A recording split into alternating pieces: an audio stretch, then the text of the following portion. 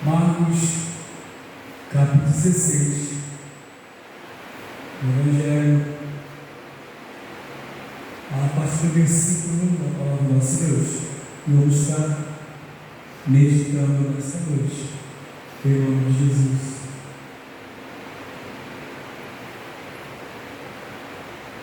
Aleluia, glórias a Deus.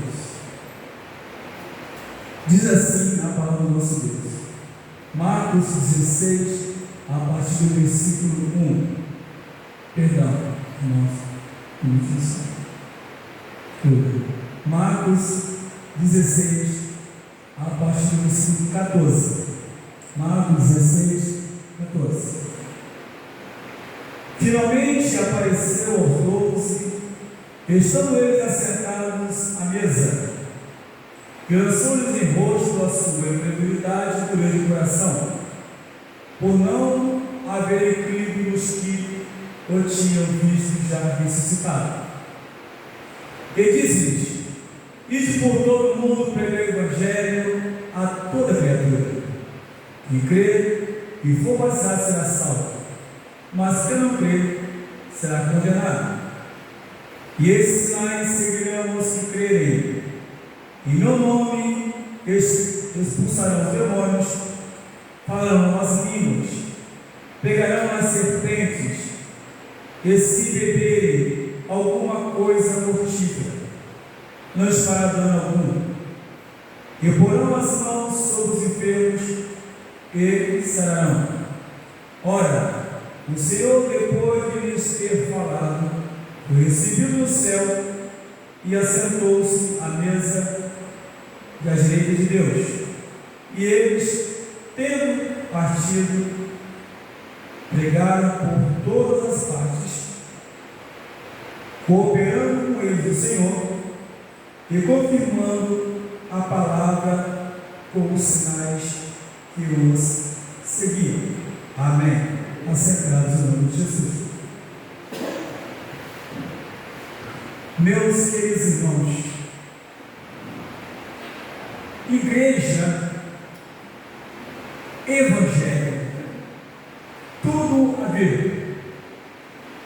O evangelho, segundo está no livro de Romanos, na carta aos Romanos, capítulo 16, muito bem falado pelo apóstolo Paulo, cheio do Espírito Santo, ele declara que o Evangelho é poder de Deus. Amém, glória. E a igreja do Senhor, ela cada dia precisa se conscientizar disso. O que a gente tem percebido, os irmãos podem discordar se quiser, é que na realidade as preocupações hoje, não em todos os lugares, mas existe hoje uma grande preocupação, muito mais em benefícios de que com o Evangelho, muito mais para as coisas materiais.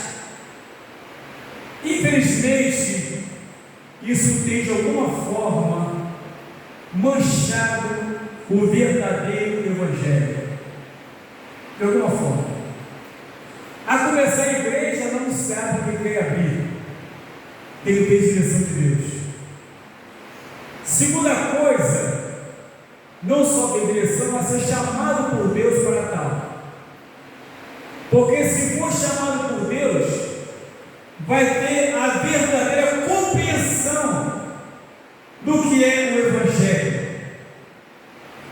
E aqui o Senhor Jesus Cristo, depois de ressuscitado, ele encontra com os discípulos para deixar as instruções para ele. Jesus não ressuscitou e foi assunto aos céus, e sem deixar, ou seja, deixar que os seus discípulos simplesmente decidissem o que quisessem fazer. Ele não ressuscitou e foi assunto aos céus e deixasse na responsabilidade os seus discípulos o que deveriam fazer e como deveriam fazer. Não. Ele determinou, ele deu uma ordem. Começando aqui, a primeira coisa que ele deixou claro, quando apareceu aos que estavam assentados à mesa, e lançou em rosto deles a incredulidade e a dureza do coração. Veja bem, incredulidade, falta de fé, dureza de coração, um coração que ainda precisava ser amaciado, um coração que ainda precisava ser trabalhado. E Jesus falou isso como quem tinha e tem autoridade para poder falar. Afinal de contas, eles passaram todo o tempo com ele, aprendendo, sendo orientados, sendo trabalhados, passando do lado dele algumas dificuldades.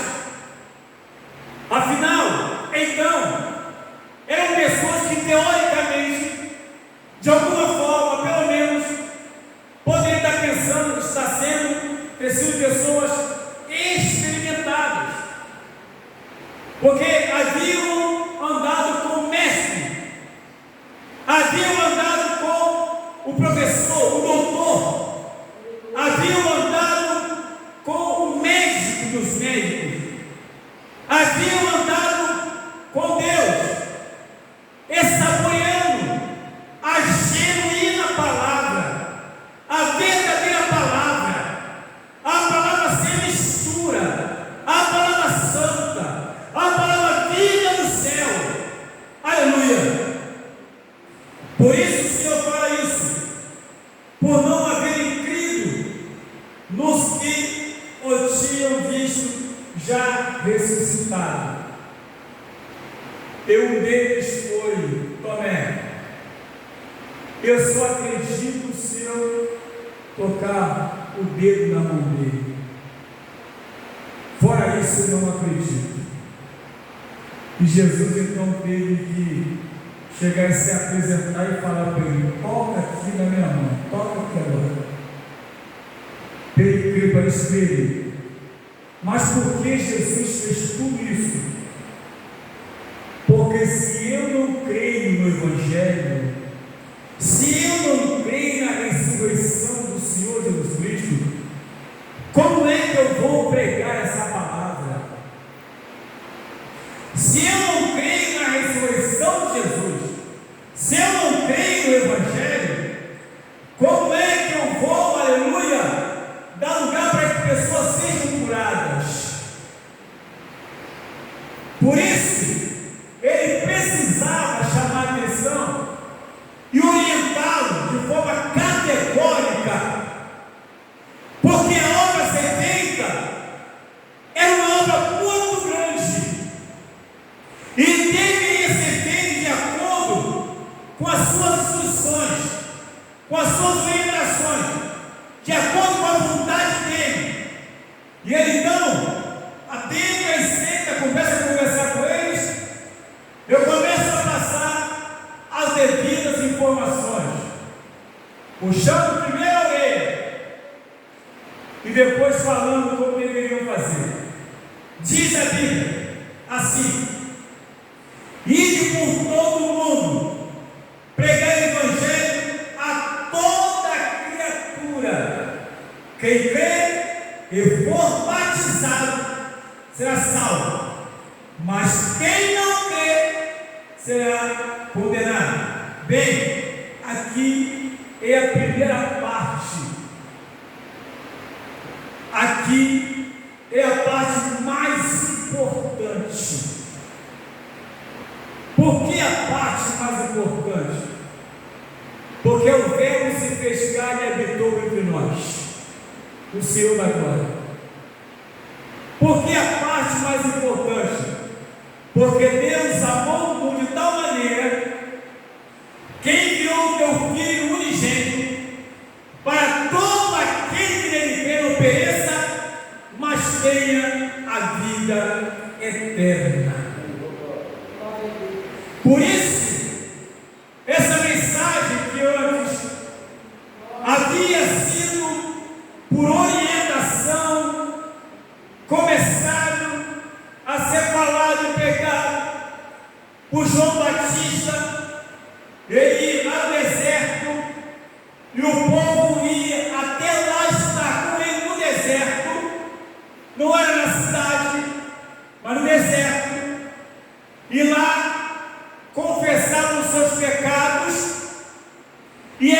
batizados, porque estavam crendo, porque João Batista não pregou outra palavra senão acerca do Senhor Jesus Cristo.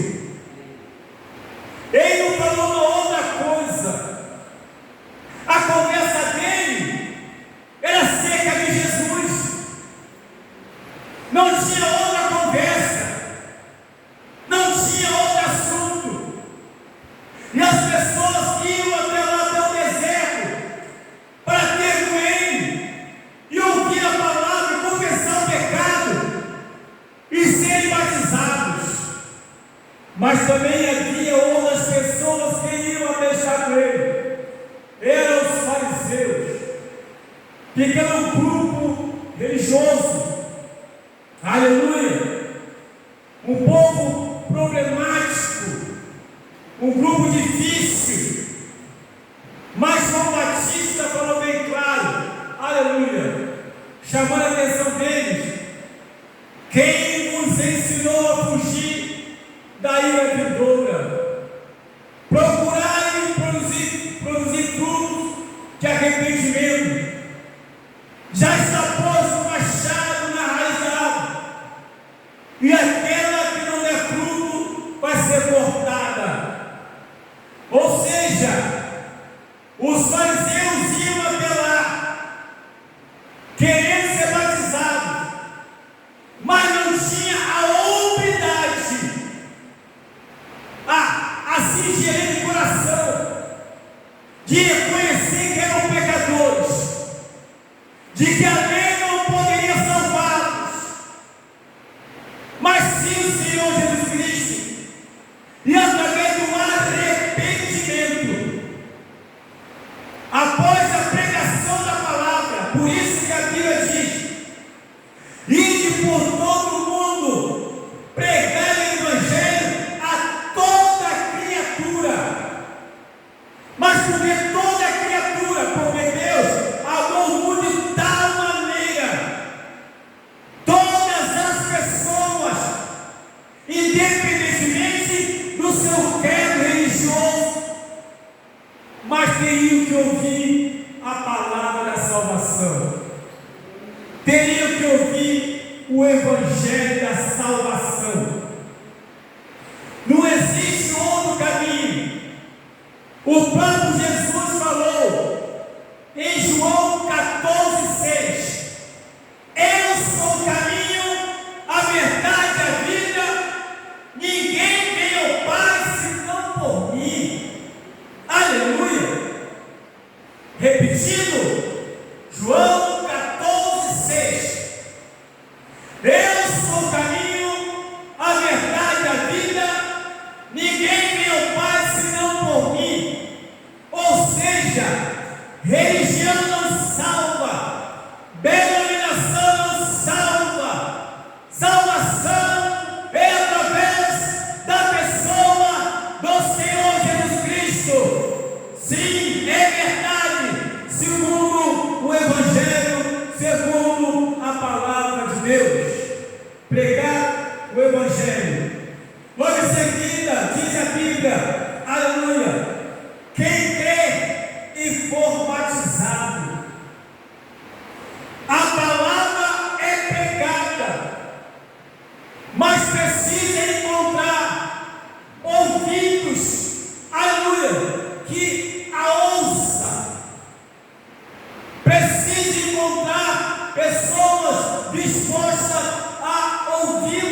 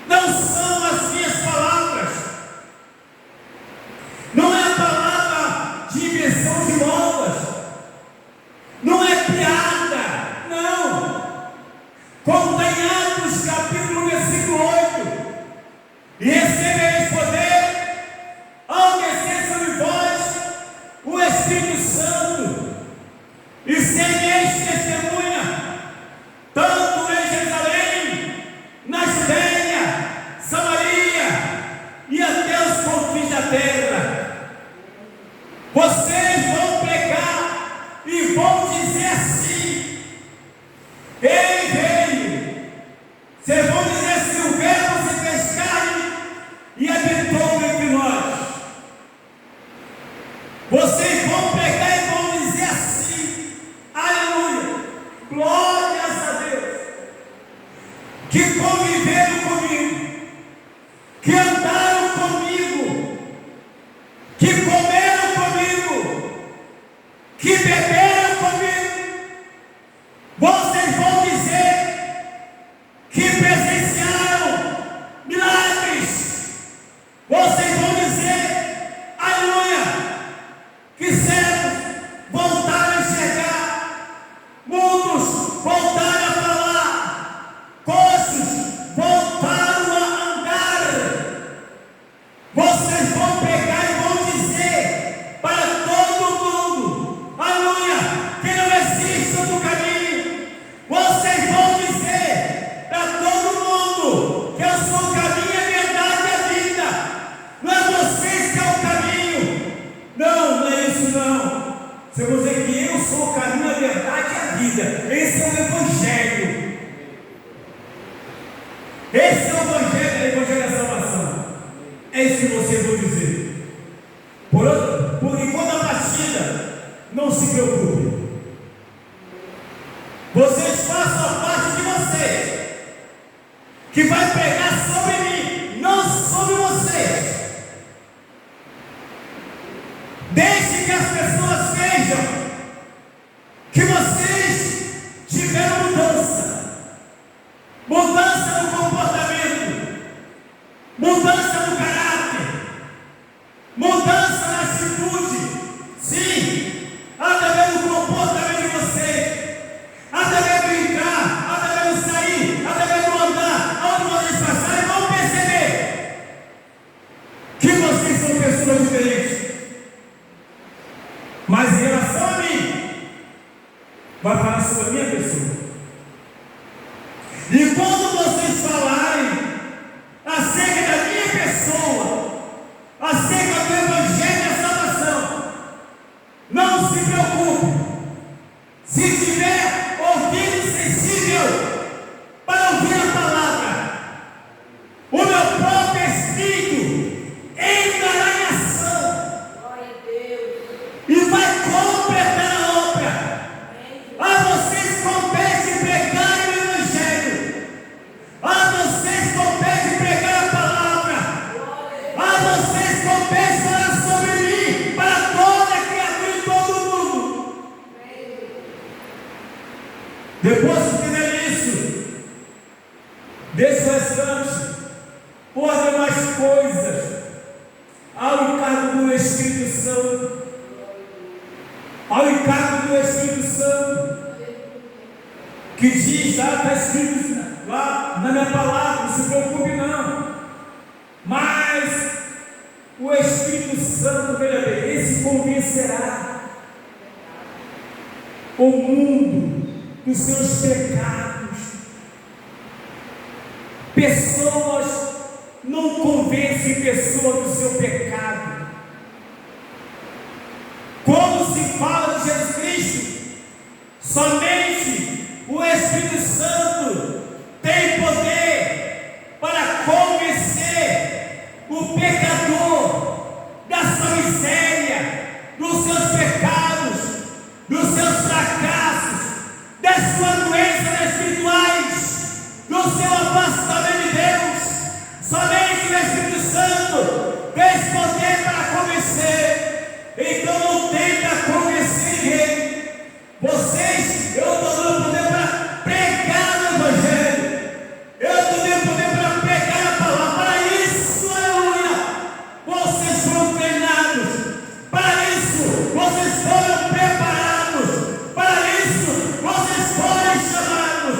Mas para poder pregar o genuíno Evangelho, a palavra santa, a palavra poderosa, a palavra que cura, a palavra que liberta, a palavra que levanta o que está caído. Oh, glória! É isso. Não se preocupe. Por quê? Quem crê e for para essa salvação, mas quem não crê será condenado. Sabe o que significa isso? Se eu não prego, se Deus me dá a oportunidade de pregar a palavra para alguém, e eu não assumo essa responsabilidade por medo, por vergonha, porque Paulo falou, porque eu não me envergonho do Evangelho de Cristo, que é o poder para a salvação de todo aquele que crê. Está lá, Romanos 16. E diz mais, bem claro, que quando você prega a palavra de Deus, aquele que ouve precisa estar sensível. Quando a pessoa está sensível, com sentimento doído e amargurado, necessidade do conforto e do consolo, ao ouvir a palavra que vocês pregarem, o Espírito Santo vai trabalhar nessa vida. A Bíblia nos fala em Atos 2, 46 e 47, que devido à comunhão, aleluia, que devido à comunhão, na oração, no partir do pão, porque todos os dias estavam no templo, buscando e orando, e através desse comportamento, através dessa atitude como igreja do Senhor, plantada na terra, diz a Bíblia Sagrada, que o Senhor ia acrescentando todos aqueles que deveriam ser salvos. Então é Deus que acrescenta a alma, acrescenta quando o Evangelho é pregado. E quando eu não faço isso, quando eu não assumo a responsabilidade como membro do corpo de Cristo, que é pregar o Evangelho, não oportunidade que é me dada, onde quer que eu esteja, no trabalho, na escola, não importa onde, no trem, no ônibus, no metrô, ali na praça, quando eu passo, e essa pessoa morre, o sangue dela vai ser comprado nas minhas mãos. Porque Deus tem dado chance para nós como igreja pregar o Evangelho a toda criatura. E quem convence é o Espírito Santo. Quem convence é Ele. Aleluia.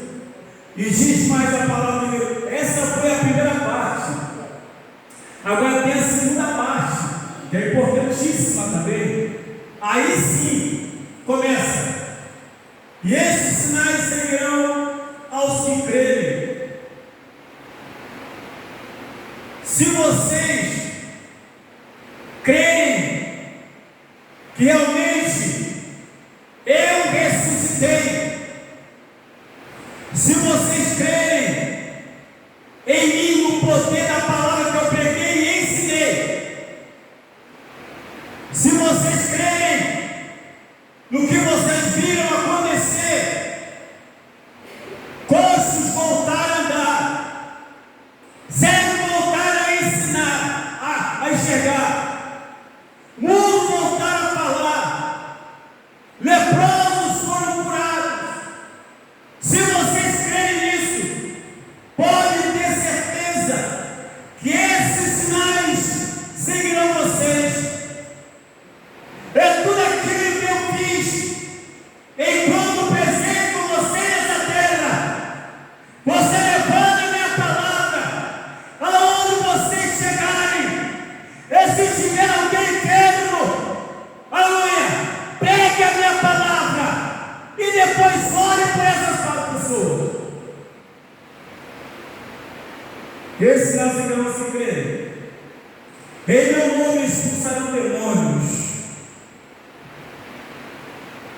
Aí entra a autoridade espiritual de discernimento espiritual.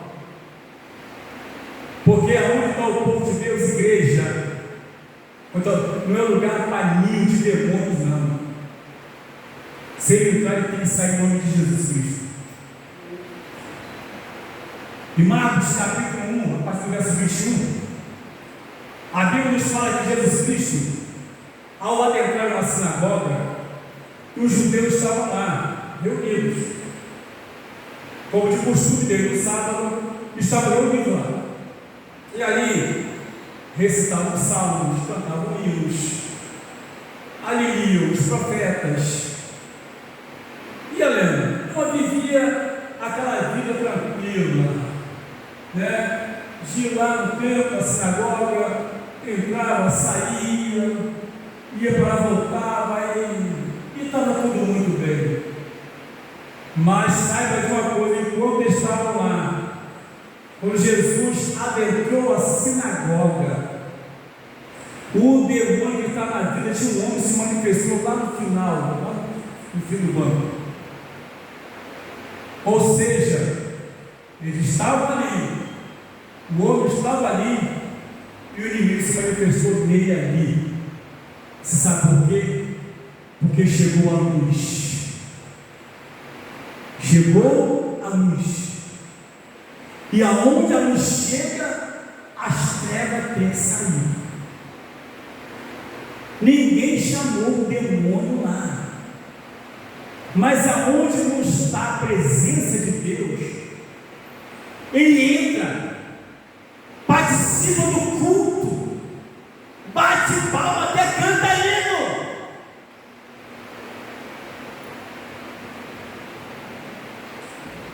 Porque se os crentes reunidos estiverem com Deus, discernimento, visão espiritual, crente de oração, jejum de consagração, obediência à palavra, comunhão, o inimigo não encontra espaço não. Ele encontra a brecha. Efésios 4, 27 e 28 diz: não des lugar ao diabo. Com certeza aquela pessoa deu lugar ao diabo. E aí aquele homem adentrou trazendo inimigo, mas Jesus entrou. O inimigo não aguentou, aleluia, aquela pressão, não aguentou aquela luz, aquele brilho maravilhoso, santo, e logo se manifestou. E Jesus entrou e expulsou aquele mal. É impressionante como as pessoas sentiam peso. Peso. Porque aonde está reunido o povo de Deus, tem que ter leveza espiritual. Leveza espiritual. Tem que entrar e sair bem, não pode sair mal, porque alguma coisa está errada. E a Bíblia nos fala bem da expulsão do demônio: e falarão novas línguas. Tudo isso é promessa, aleluias. Mas depois da pregação, e diz mais: pegarão as serpentes, e se beber alguma coisa mortífera, não os fará dano algum, e porão as mãos sobre os enfermos, e sararão. Veja bem, irmão, presta atenção nisso. A Bíblia nos fala, primeira carta de João 5,18: todo aquele que é nascido de Deus não vive pecando. Antes não guarda, aquele que é nascido de Deus é o maligno, não lhe toca. O inimigo não tem poder sobre a vida de um cristão que nasceu de novo. Se nasceu de novo, está tapando a brecha, através da oração, vivendo a palavra, tendo a vida consagrada, oh aleluia, vivendo em comunhão, está tapando brecha. Mas se não passar por esse momento de consagração com Deus, pode ter certeza que a brecha está aberta, e na primeira oportunidade o inimigo vai entrar. Por outro lado, também podemos dizer aqui que essa autoridade também acontece de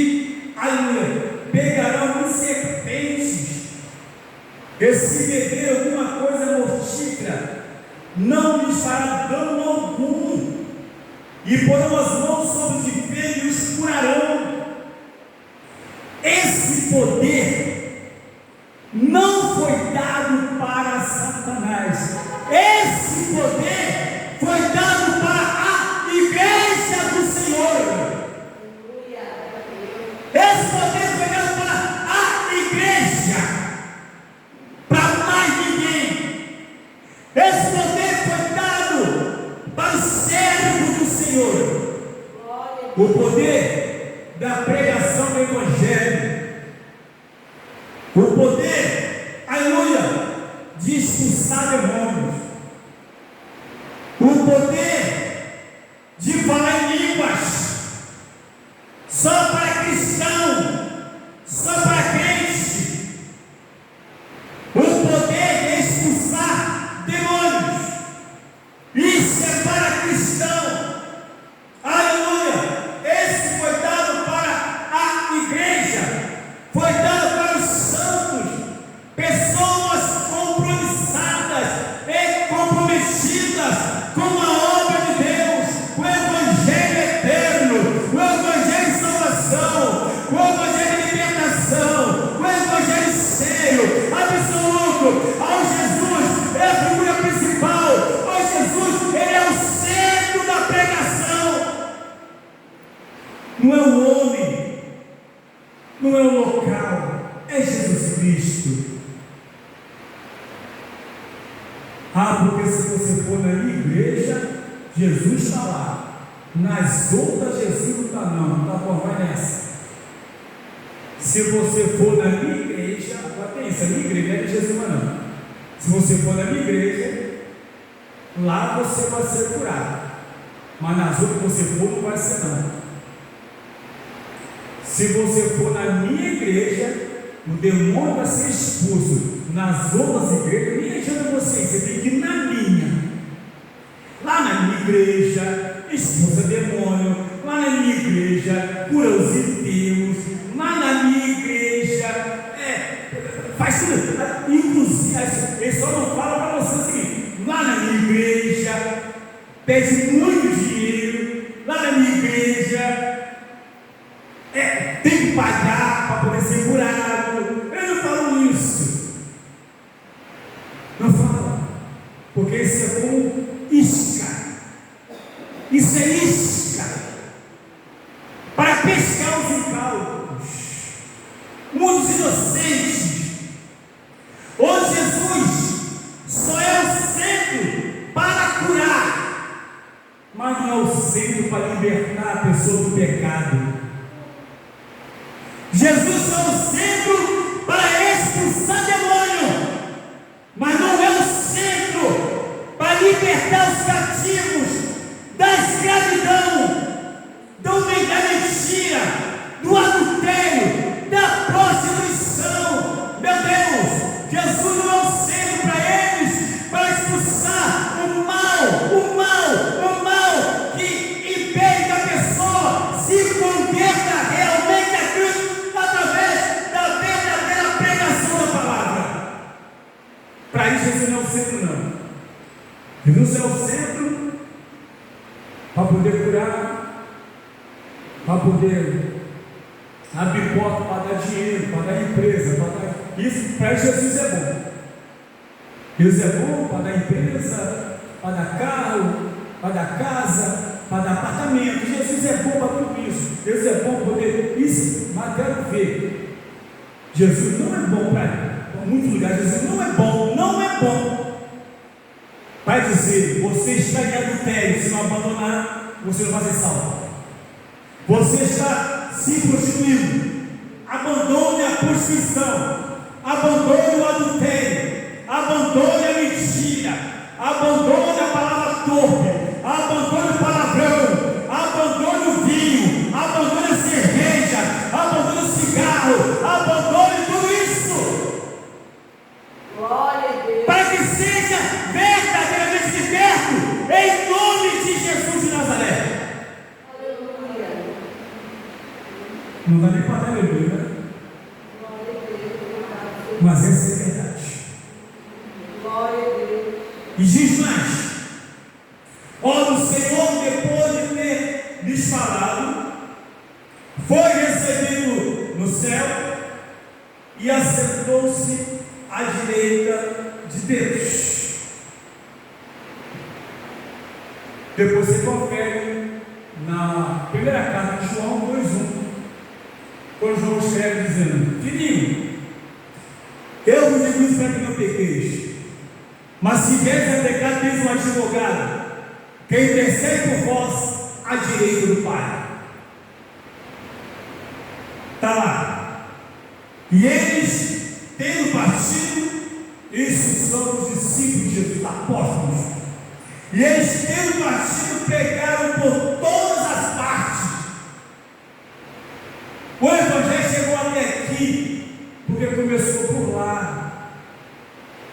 Mas ele precisa continuar avançando. E aí cabe a nossa parte agora. Eu não gosto de receber, alguém precisa também. Pregando. E o Senhor, olha só, depois de ter falado, foi recebido do céu e assentou-se à direita do Pai. E mais, eles tendo partido, pregaram por todas as partes. E aí mais, cooperando com eles o Senhor, e confirmando a palavra com os sinais que se seguiam,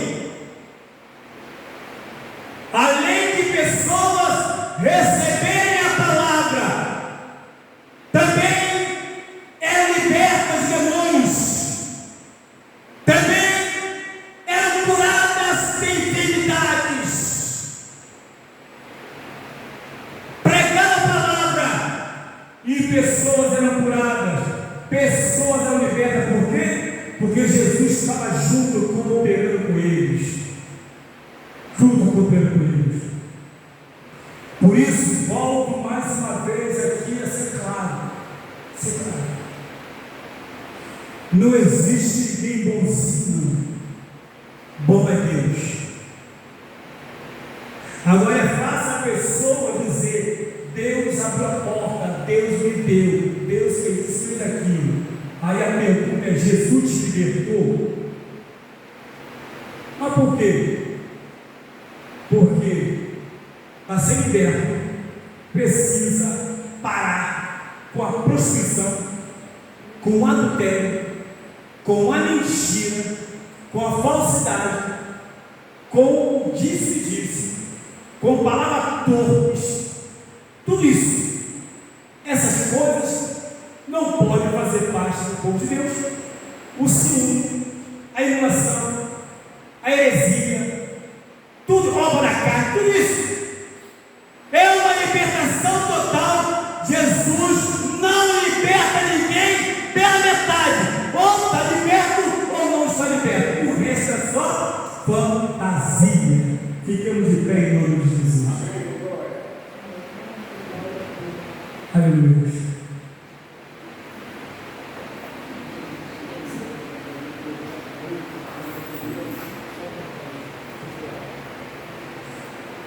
Ficamos de pé em nome de Jesus. Já estamos, na verdade, pronto. Aqui. Pega para mim, aqui.